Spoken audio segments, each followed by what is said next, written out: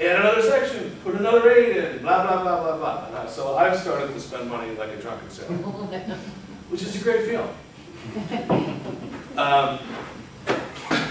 It is a great feeling. So what we used to do is we used to hide money and we used to have money, because the worst thing that you want to be as a business administrator is in a position where the superintendent comes in the office and says, hey, I need 20,000 for this, 40,000 for that, etc. And that's just a scaled number. If your budget's $100 million, you could be coming in the door saying, I need $200,000. If your budget's $6 million, you could say, I need 10,000.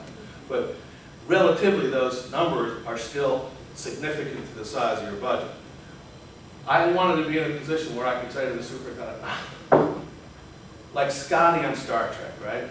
When Captain Kirk would say, I need more power, he would say, I have it, the dilithium crystals are put together with spit and a rubber band. And then he would say, take 3 days to do it. And in 3 hours, Scotty would produce. That's what I wanted to be. I wanted to be the Scotty to the superintendent. I need 25,000. Oh, I don't know if I can do it. And about an hour later, I'd walk out and smash down.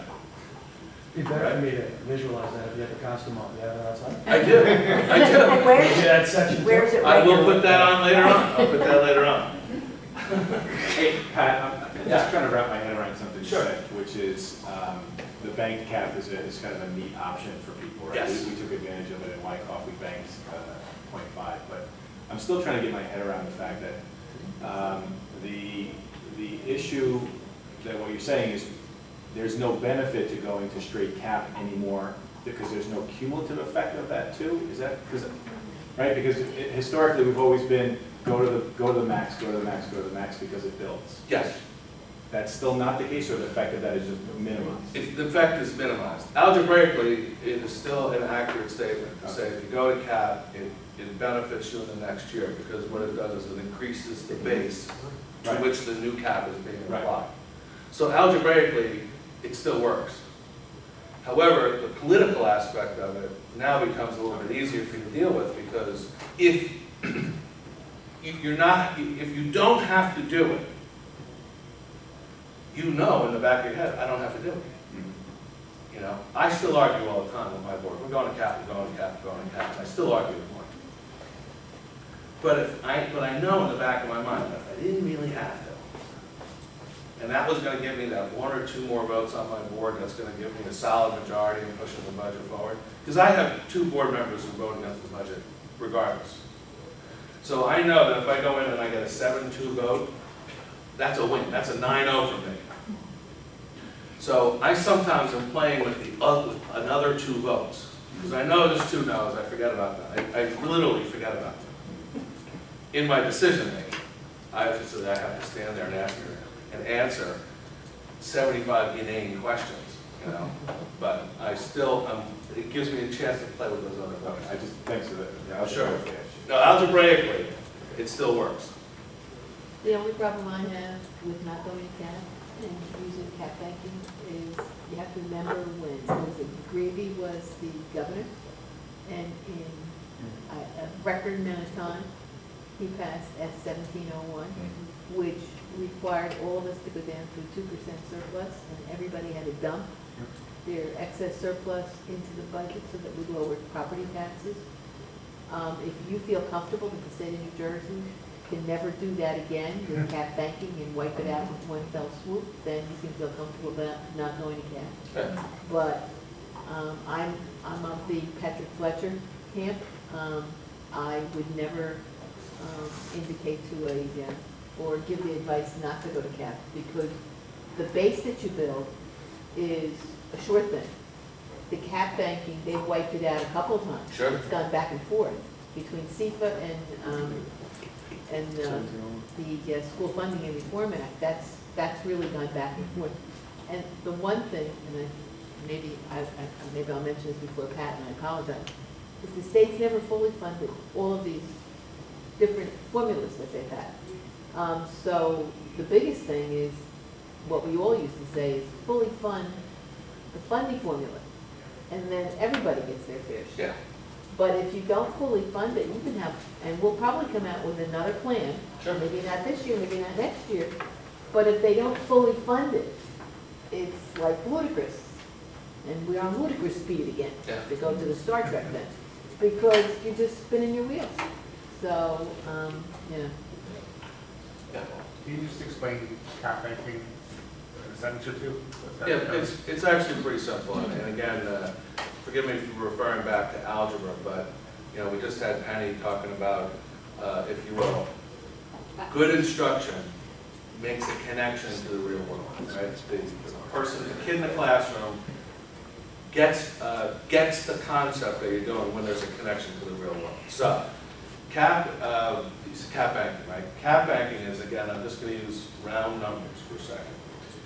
If the 2% increase in the cap allows your budget to increase by $200,000, okay, that's the impact of the fully going to cap.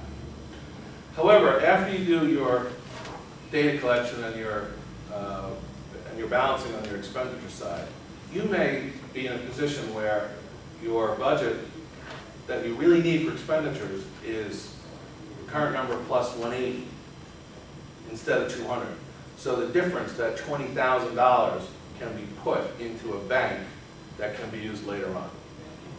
Okay? So again, it's the algebra thing, and it's the difference between what it possibly could be and what it is. You can put that away for 3 years. Oh, I see. For 3 years. And bring it back for any purpose thereon. Again, a bunch of slides. I'm not going to go through them all. Where does it leave you? You know, what happened, remember, when the governor came into effect, they cut all the aid out. Last year, they gave you 1% of your budget aid back.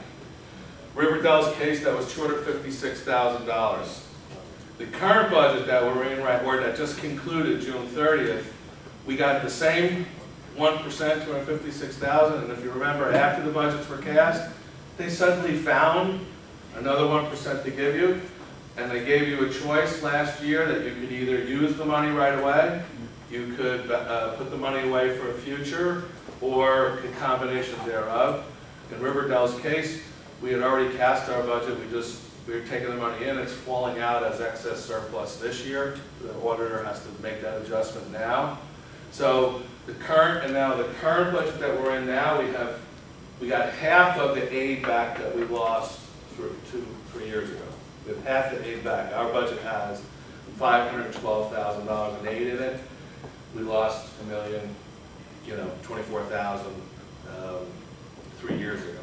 So again, the claims that you keep seeing on the newspaper vis-a-vis we've increased school funding over the last X number of years, and now more dollars are going in forever.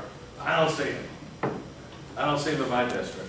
I'm still half of what I was in real dollar aid today. And I am ignoring, honestly, I am ignoring the TPAF contribution, and I'm ignoring some of the other contributions that the state makes. But they made that bad. I don't have to deal with that. So I don't think you're going to see much change in that going forward. We may get a few extra dollars back coming back next year, but I doubt it a little bit. Regardless of where you are, the second line there, you may have some difficulty with interest groups. That's where that cap banking and going to cap become an issue for you. Because, the vast majority of the people support your schools. Whether they actively support it or passively support it, there's a lot of people that support your schools. But there are small sliver groups that, if they are working off of a single issue, can have a very significant impact.